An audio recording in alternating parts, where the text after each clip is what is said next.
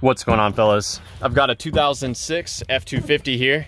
I'm going to use this truck to show you how to change your stoplight switch. I'm also going to show you the location of the brake light fuse and go over some troubleshooting steps if your F250 brake lights aren't working. So for us, first we're going to check the fuse, popping this piece down and letting it drop out of the way.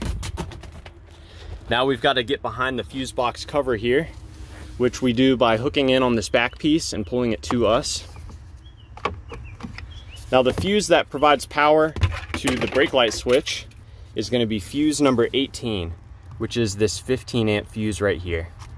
Go and pop that out. This is what a good fuse looks like. You see how there's that neat little U-shaped piece in there? So we're going to pop that back on. And then let's take a look at the brake light switch itself. It's going to be down here. And that fuse that I just showed you sends power on pin number 1, which is a light green / red fuse. So here's the wire that receives power from that fuse. And this is true for 2006 and up F250s. The 2005s are a little different. Now, when you hit the brakes here, it activates the stoplight switch, and it will take power from this wire and send it to the wire next to it. This will activate the third brake light directly, and it will send power to the left and right brake lights through your hazard light switch. I have seen situations where a bad connection inside the hazard light switch can cause the brake lights to not come on. And I've remedied this problem by turning the hazards on and off multiple times to kind of clean up that switch internally. So that's something you can try as well. But let's go ahead and get to changing this. So I cut the harness. Don't do that. What you'll want to do instead is push on the piece here and pull this connector out. When I did it, it broke. For removing the switch, we first pop off this little plastic piece right there. If you just pull on it, it will fall off.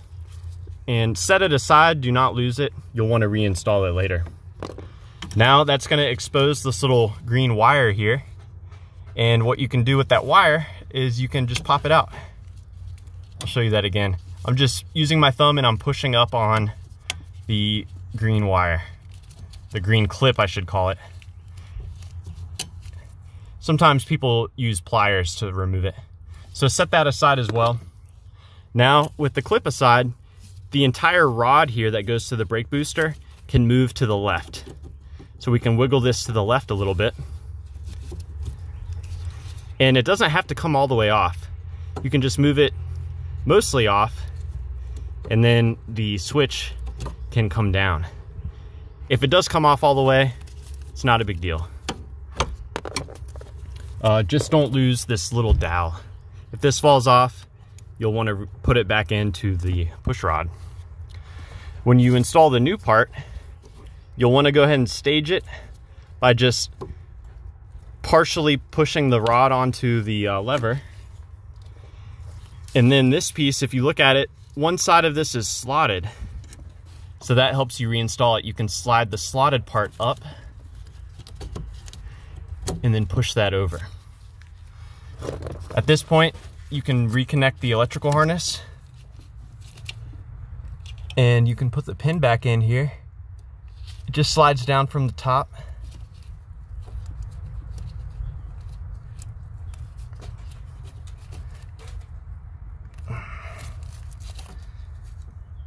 There we go.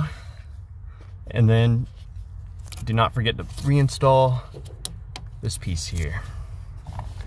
So yeah, I hope this information was helpful for you.